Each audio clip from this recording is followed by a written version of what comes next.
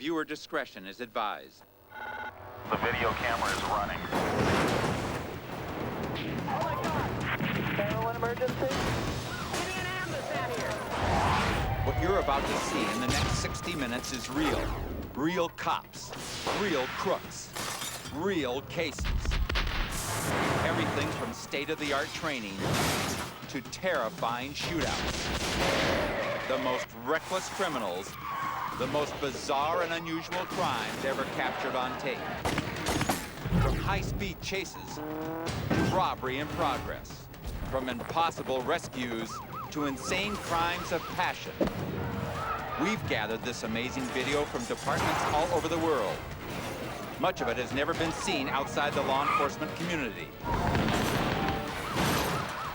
What you see may shock you, frighten you, anger you. But we bring it to you for one reason. Because knowledge is power. A power that could save your life.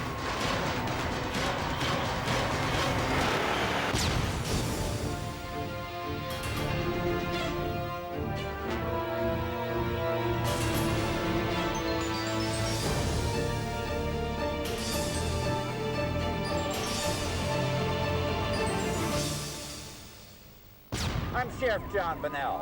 When you hear police sirens, it means one of two things. Someone is in trouble, or someone is causing trouble. In the next hour, we're going to show you trouble, up close, the way the police see it every single day. So fasten your seatbelt. We're going to take you for a wild ride. Boulder, Colorado. A gang of teenage thieves has a stolen bicycle. Now they try to outrun police in a souped-up sports utility vehicle. 7-7, he's got a bicycle in the back. With a stolen bicycle still on board, they blaze through town at over 90 miles an hour. 5 Street appears to be 4 #1 males in the vehicle. These teens may have the horsepower, but they don't have any horse sense. At these speeds, running from the law isn't just stupid. It could be fatal. They don't even care what side of the road they're on, but they do use their turn signals. At least driver's ed taught them something. They take the turn going 70 and they mow down 2 trees. If they'd been in a smaller vehicle, the trees would have flattened them. They almost smash into an oncoming car, and then they fishtail wildly, nearly flipping over. Lincoln 21 will come up to Carr Street, westbound on baseline, took out 2 trees at the rec center. The near disaster doesn't slow these kids down. They fly through streets like a 2-ton dragon, burning through intersections and snaking their way around corners. A cruiser barrels up to block their path, but the teens tear to the right. The cops stay on their tail.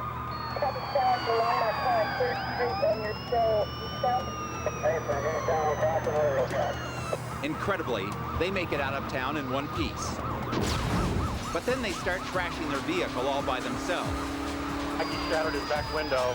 A hailstorm of broken glass litters the road. The suspects hurl the bicycle overboard. The cops have to back off. He dumped the bicycle,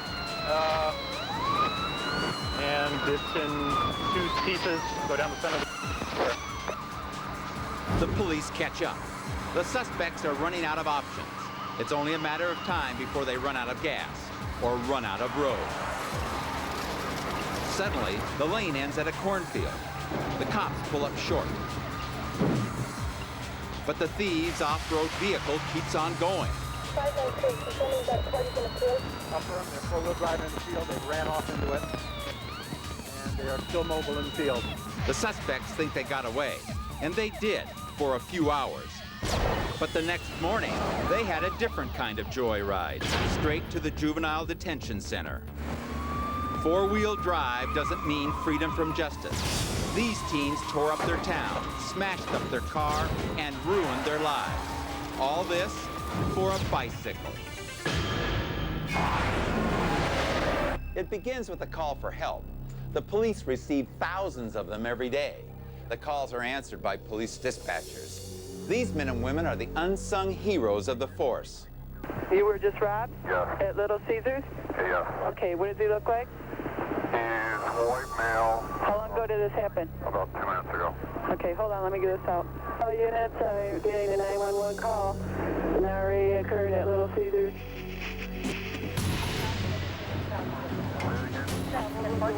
The dispatcher quickly gets officers on the way, then continues gathering information. An 87 Mustang? Black Mustang, yeah. The dispatcher keeps the caller focused and specific. She gets a partial plate number and a description of the suspect. The flow of information to officers is constant. With an RA weapon implied, I believe it was a gun. He's a white male, early 20s, 6 foot, medium build. A black Mustang, an 87. In less than 2 minutes, police have found a car that fits the description. Okay, we're coming to a Black Mustang, southbound Chile from 12, couldn't wait to play. The officer glides around traffic and quietly works his way up to the Mustang. He doesn't want to turn this into a high-speed pursuit. 28's got Edward, William, Zebra. Gonna get on the freeway. 128, you're behind a black Mustang. I'm getting on 696 eastbound. The dispatcher coordinates with other police units as they get into position. 29 radio, we're gonna go assist 128. We're 12 in Orchard now. Car 128, who is shooting this video, tails the suspect without flashing his lights or siren. The suspect knows he's spotted, but plays it cool. He knows we're here. I'm right behind him. The officer sees what may be a second occupant. Second head in the car. I'm not sure if it's a child. It's up and down. 10-4, there's a second occupant in the vehicle. Dispatch alerts the other officers. An unmarked car carefully slips ahead of the suspect. With the possibility of a child in the vehicle, the police are doubly cautious. More unmarked vehicles join the pursuit. With unmarked cars all around him, the suspect is boxed in, and he doesn't even realize it. 128 running that plate, there is a caution on the plate. Caution with a gun. The suspect tries turning onto a different highway. The unmarked car in front anticipates the move and stays right with him. The lead car stands ready. With everyone in position, the trap is set. The officers make their move. 128, 945, joining up right behind you. We'll take him. The lead car creates an opening for the suspect to pass. Then he cuts him off. Down telegraph, southwest 6. The force of the collision knocks the cop back into another unmarked vehicle.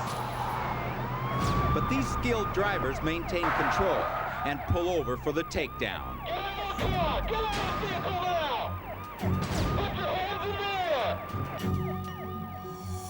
Within seconds, the suspect and his companion are in police custody. 28 radio, 2 in custody, we're all set. 2 in custody. Number 128 reporting 2 in custody, you're all set. Telegraph. A perfect takedown with no injuries. All because of solid teamwork and effective communication. And at the center of that intricate web, the police dispatcher. Number 128 reporting 2 in custody, you're all set. People may not see them, but they're always there, around the clock and on the job, making takedowns like this easy for the officers and safe for the public.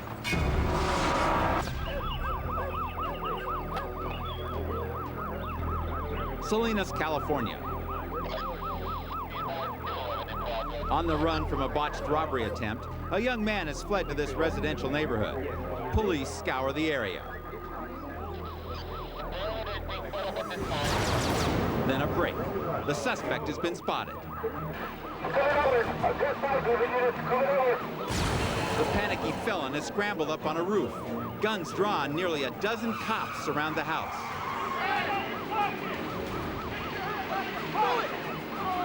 Like a trapped rat, he's looking for a way out. Police know the man is armed. They don't know with what, and they have to assume it's a gun. They also have to assume that he'll use it. Because of this threat, the officers could use deadly force. But for now, they hold off. One officer, knowing what could erupt at any second, fears for the cameraman's life. I'm all right. The outlaw defiantly curses and taunts the cops, flashing gang signs and obscene gestures. When he checks his shoelaces, police are on a high alert. They know he's ready to run, and they fear that when he does, he'll use his weapon. He jumps, hops over a fence, and races through a gauntlet of police officers.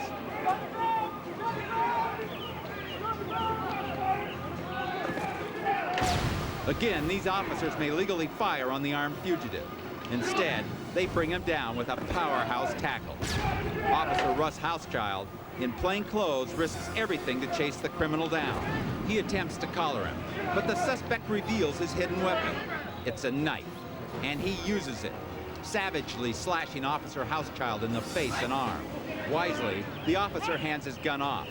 He doesn't want an accidental discharge during the struggle. And if this 21-year-old thug is going down for life, he's not going down without a fight. Finally, they cuff him. His fellow officers help Officer Housechild into the ambulance. He'll recover from his wounds. But if they'd been a few inches lower, this thug would now be doing life for murder. These officers could have used deadly force. Instead, they chose restraint. The result? A suspect alive to stand trial and serve time. Coming up on World's Wildest Police Videos, a rescue worker becomes a target for a savage hit-and-run driver. And a lone jeweler becomes a target for a deranged gunman. I can't die. Plus, a night of celebration turns into mayhem. Next. When teenage drivers run from the cops, they're twice as likely to hurt themselves or somebody else. So when you do stop them, you want to make sure they never do it again. Ottawa Hills, Ohio. An officer spots a couple of teens in a car with an expired registration. Dispatch, give me a computer check on that plate. But when he tries to pull him over, the white Mercury takes off into a residential area. Southbound Pembroke, 2 white males. The law-breaking brats are reckless. They're in way over their heads. But they still remember their driver's training. They even signal before they turn. The driver quickly increases the speeds and the risks he's willing to take. He's on the wrong side of the road, blowing stop signs and bouncing off the curb. As the chase escalates, the officer gets news about the license plate. Expired 42795 on a 79 Chevy 2-door plane. Bad news. That's not the car he's chasing. Is this a stolen car, dispatcher, or what do we got? Teenage punks in a stolen car with stolen tags. Dang, I hate that. Now it's felony pursuit. Another curb collision. This time the wheels are wobbling on their axles. But these teen speedsters won't slow down. They race ahead and whip into a parking lot. By the time the officer catches up, the passenger is bailed. But the driver's not going anywhere. Don't move! Get your hands up! Get your hands up! The driver is barely 18. He's just a kid. Move! Sorry. Stand up. That's too bad, isn't it? Yeah, you should be sorry. Don't you move. Are we tough on these kids? Hell yes. You've got to show them what their life will be like if they continue. The officer's stern attitude pays off. The kid tells him where to find his partner. I'll tell you who he is right now. Who is he? Where's he live? He lives over in Palmer Gardens. This young driver lost his license and his freedom. He's lucky he didn't lose his life. Get your hands up! Get your hands up! Tired of being targets, some shopkeepers have armed themselves. But as any cop will tell you, this trend has turned many robberies into shootouts, which can end in tragedy. West Palm Beach, Florida. As soon as jewelry store owner Jack Schramm lets this nervous man into his shop, he knows something isn't right. He's been robbed before.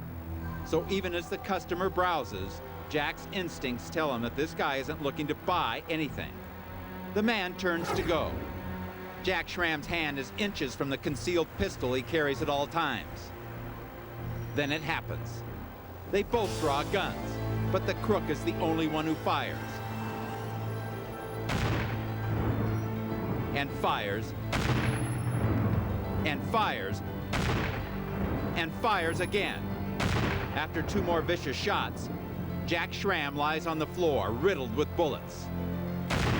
It's an amazingly brutal attack. Even more amazing, Jack Schramm survives. I looked at myself and I said, oh my God, I've been shot. I'm gonna die. Jack was prepared for the worst, but not prepared enough.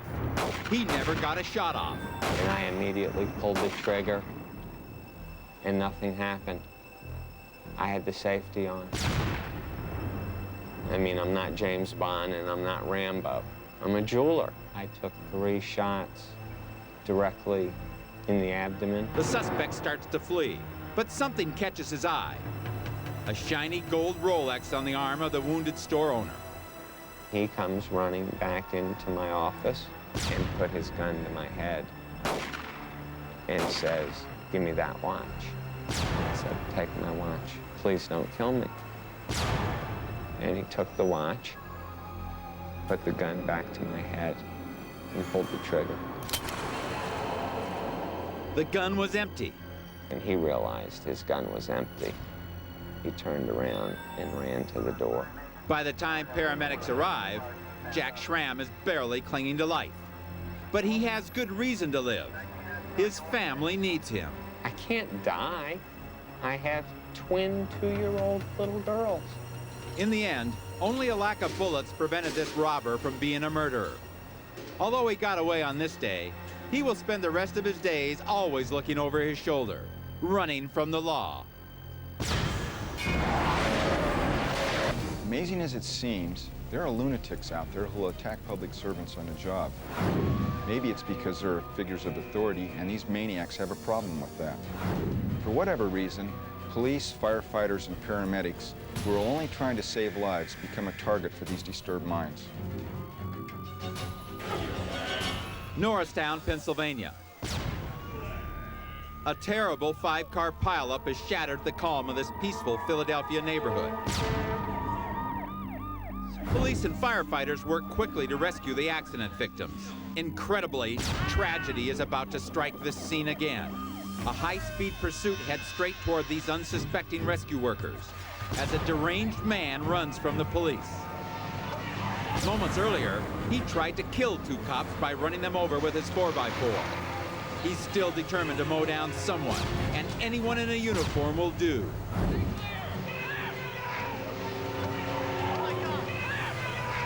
Reacting instinctively, he makes a leap which saves his life. Instead of being killed, he's dragged beneath the truck. Oh my God!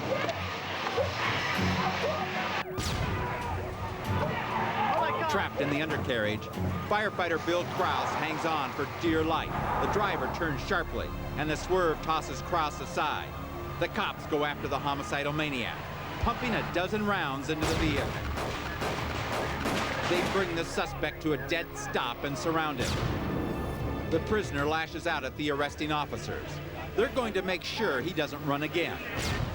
Fortunately for the firefighter, he managed to hit the dirt a split second before the truck strikes him. He's badly hurt. The assault left him with a broken leg, a broken rib, shattered vertebrae, and multiple lacerations. The air evac unit rushes him to the hospital, where he makes a full recovery. His dive into the dirt saved his life. Whether by instinct or by training, that firefighter did the right thing. If he would have remained standing, he would have been killed. But he used a drop and cover technique and escaped with comparatively minor injuries. It must have been painful, but it could have been a lot worse. As for the driver of the truck, he was taken to court and charged with attempted homicide. His t-shirt says it all. Game over. University of California, Santa Barbara. A beautiful campus populated by some of the state's best and brightest. The school's bookstore is a hub of student activity, but not all of it is legal. That's why surveillance cameras cover the shops every square inch. Some are very good at secreting the item on their person or in a bag or something like that. They don't think the cameras are looking at them, and they'll just put it right in their pocket, right in plain view of the camera. This young man examines a very expensive pen. To a normal shopper in the bookstore, this is just another customer. To my trained eyes with 16 years of experience, this guy is a good candidate. Still holding the pin, the teenager climbs down the stairs. Seconds later, he heads back up. Now the pin is gone. That wasn't a magic trick. He pocketed that pin. The student leaves the store, but a T-shirted security guard quickly nabs him. A $3,000 fine and a marked permanent record for a pin.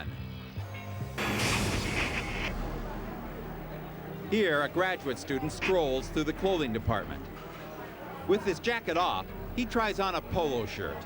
Moments later, the man brazenly puts his flannel back on, covering the new shirt. He quickly strides out of the store, but like the other shoplifter, security is right behind him. On this campus, businesses give away thousands of free shirts. What was this guy thinking? Two college sweethearts check out date books for the new year.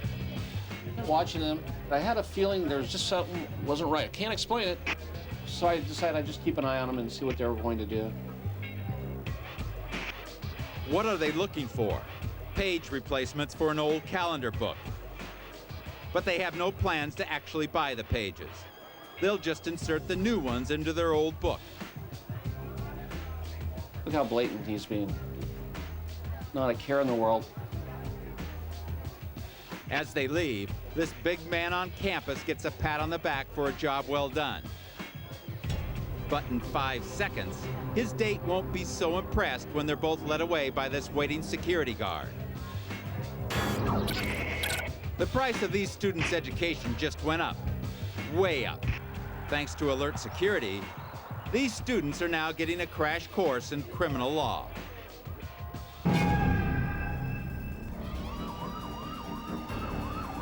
It's 2:15 a.m., 2 blocks from the police station in Camden County, Georgia. Cavalier or something like that. This driver has a history of DUIs, so when he sees a cop car behind him, he figures he must have done something wrong. Instinct takes over and he runs. Eastbound on Square 25, 1080 on that tag that I called in. Up ahead, 2 units form a rolling roadblock. 10-4. But when the suspect can't get around them, he does the unexpected, a U-turn across the divider.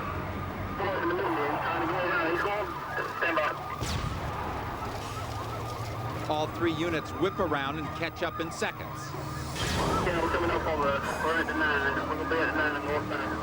One cruiser gets in front and they use a semi as a moving blockade.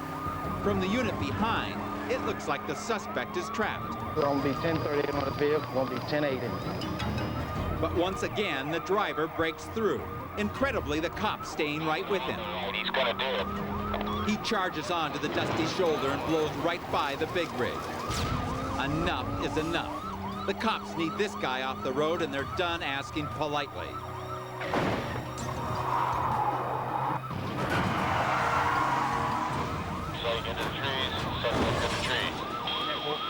From one car back, we see the lead unit take out the fleeing vehicle with surgical precision. And the last car gets a view of the suspect careening off the pavement and plowing over a 12-foot-tall metal highway sign.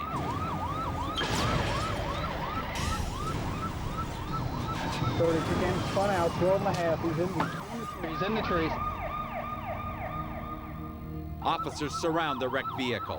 They want to make sure the suspect has no more surprises. Get out! Get out of the vehicle! Come out with your hands up! Hands up! Get him up! Get him up! The ultimate irony?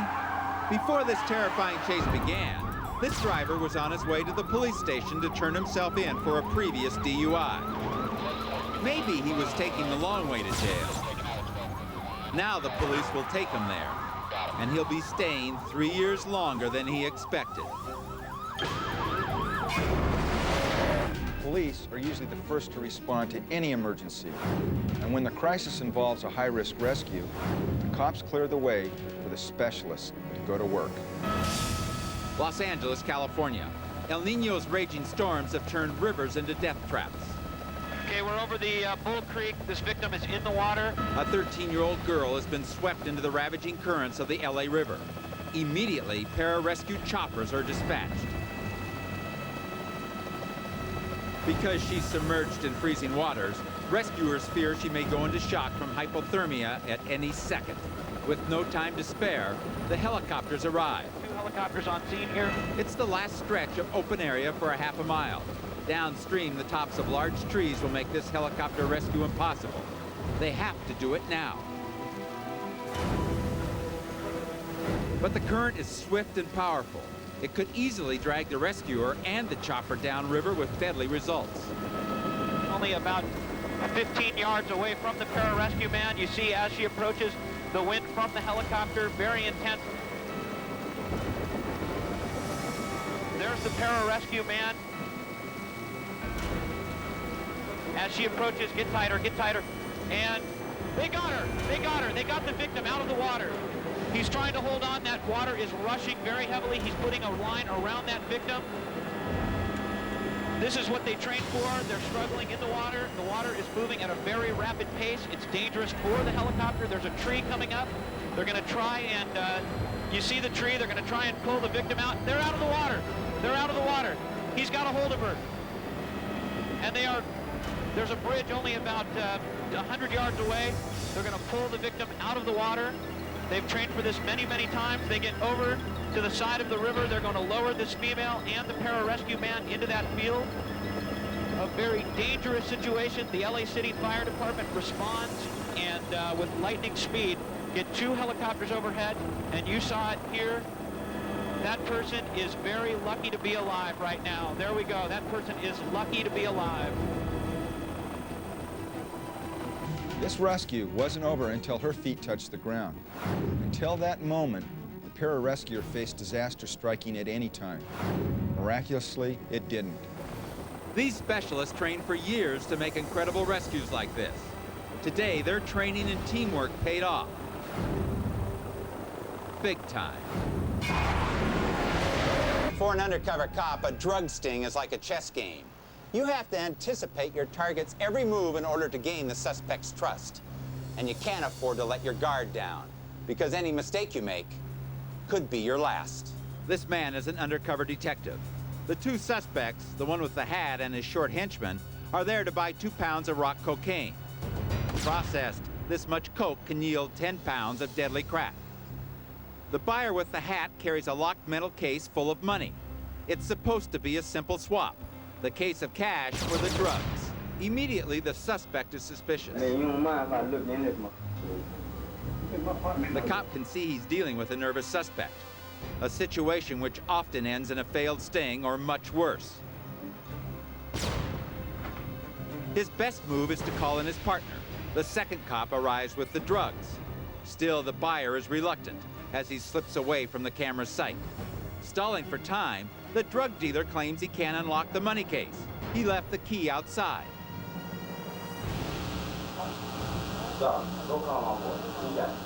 But the cops can't let the pudgy henchman leave. By now, their backup is just outside the door, so they counter the move. This puts the suspect even more on edge. The detectives know they must find a way to win back their trust and make sure this deal goes down. We ain't going out like that. I know. I'm just saying, you going out the door and all that. The first cop makes a snap decision. He can't risk blowing the operation, so he agrees to go get the key to the case. It's a move that exposes his partner, but keeps the sting alive. But the suspect wants to sample the drugs. Now it's the lone cop who has to stall. He ain't called me up too late, though. So I couldn't, couldn't put it up to the stall, But no. Hey, you called me late, though. The buyers know not to trust a dealer who won't let them taste the goods. So they keep pushing him. But y'all ain't cooking. Y'all don't want to cook. The cop has to refuse again. I ain't had time for it. I ain't had time to do it last night. So you don't have to do that what you want to do now. Now the suspect in the hat is sure something isn't right. He's ready to take his money and go, but he wants the cocaine too.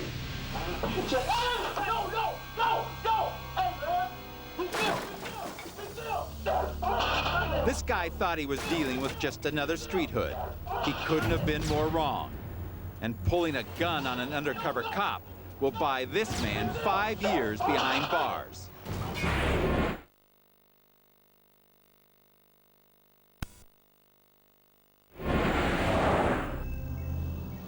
In the Comoro Islands off the western coast of Africa, a nightmare suddenly occurs.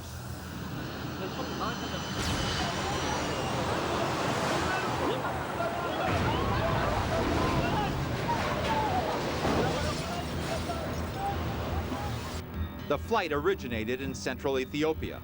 To reduce weight, the captain ordered the tanks half filled, more than enough for a short flight to Kenya.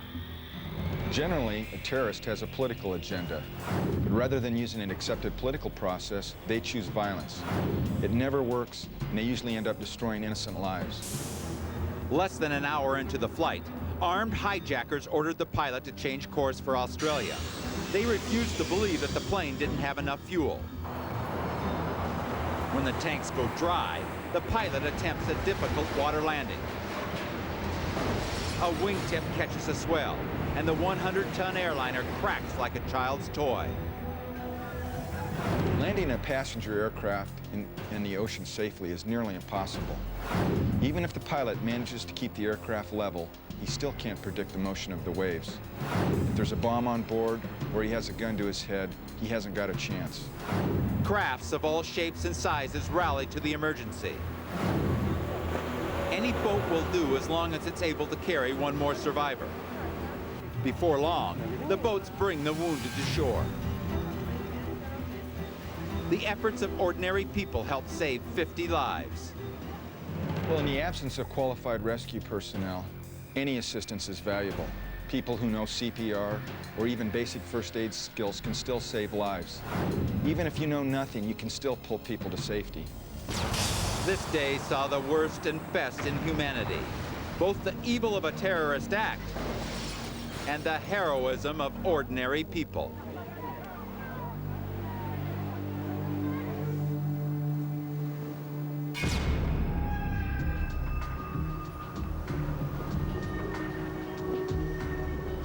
Satellite Beach, Florida. Undercover officers are about to meet the world's most dedicated salesman. Or black male approaching us, white pants, blue shirt, flagging us down. Driving a taxi outfitted with hidden cameras, the cops quickly find an eager young drug dealer. Yo, man. Yeah. I ain't letting you in, man. I got ripped off. Just right up here. Just right up. I'm trying to tell you. Trust me. This young man knows the first rule of sales. Never take no for an answer. We'll get it. Hold on. Just out. Trust me, man. Please, man. The dealer calls over his partner, the one carrying the crack. What's your 40, man, a 40. Give me a 40. But the second drug pusher tries to grab the cash. No. I got 40 in that shit. The cops decide to take off before this gets dangerous. Go ahead and go, man. Somebody else will have some. Wait.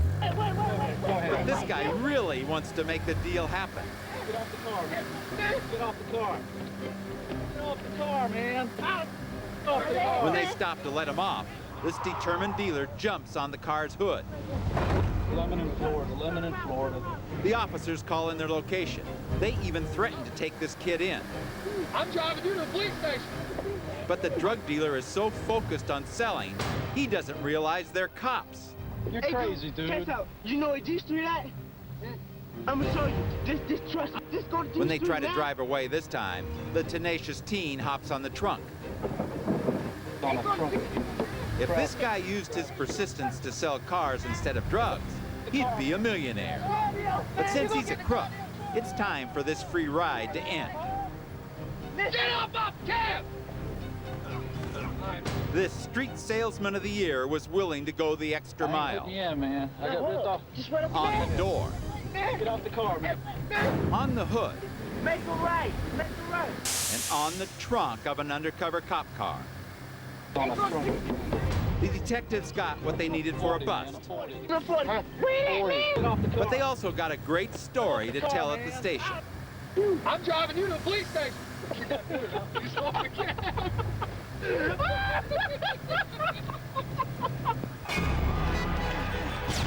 Denver, Colorado.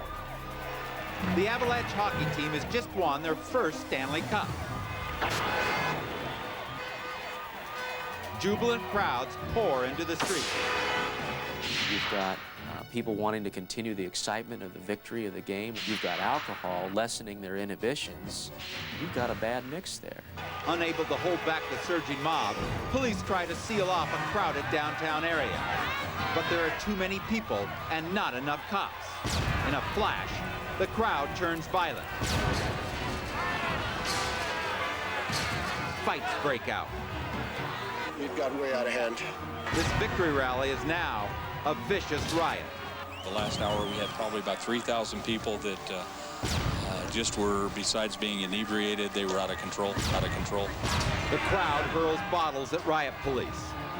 The police have had enough. One last warning, otherwise we're going to disperse gas. The crowd wants blood. The cops have no choice. They launch tear gas. Several people are hurt in the melee. Dozens are arrested before order is finally restored. They came for the game, to cheer their team. But they stayed too long at the party, proving once again that alcohol and sports can be a dangerous mix. Toledo, Ohio, 4 a.m. A blind drunk lunatic leads police on a high-speed pursuit through rain-slicked streets. Coming up the Reynolds. The driver gets on the highway. He weaves across lanes at 90 miles an hour. There may be few cars on the road, but this is peak drive time for truckers. 37 location now. Northbound 23 passing 475. Notify Savannah City. He blazes down the road at nearly 100 miles an hour. Up ahead, a fuel truck loaded with explosive gas. The suspect drunkenly veers right towards it. The trucker steers clear just in time. The suspect gets back onto surface roads. What he does next is terrifying.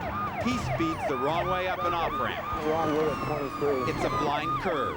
And around the bend is a 10-ton nightmare. The driver veers over a median to avoid a head-on collision with a big rig. His wild detour puts him back on the highway. They just got on the expressway going northbound. The driver pushes it over 100. Up ahead, two more semis. Okay, looks like he's going to get off at Monroe there. He tears onto the shoulder, barely making it past the two trucks. In his condition, there's no way he can maintain control. The driver tackles the curve at full speed. Then it happens. The vehicle hits a guardrail. He flips over and over, finally ending up back on the ramp. As officers pull up, debris from the crash is still spilling across the road. This guy is literally driven until the wheels came off. Incredibly, he's still alive. Driver, don't move! Don't move! Put your hands up! The police aren't taking chances with this lunatic.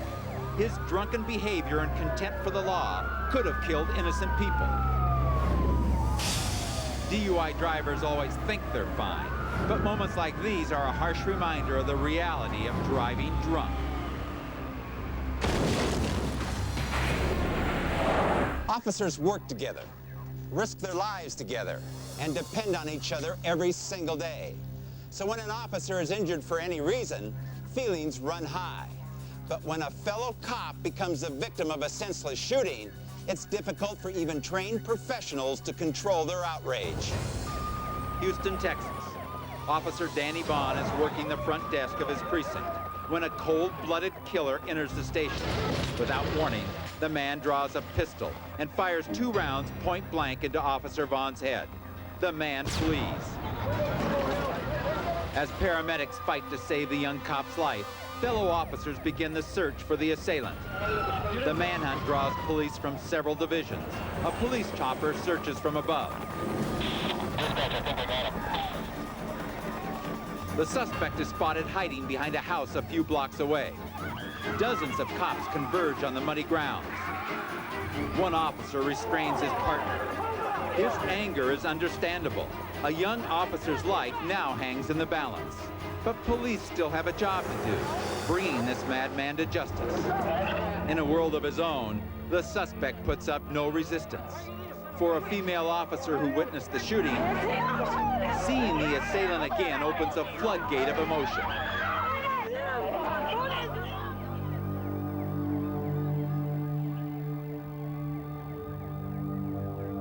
Within minutes, dozens of Vaughn's co-workers are racing to give blood.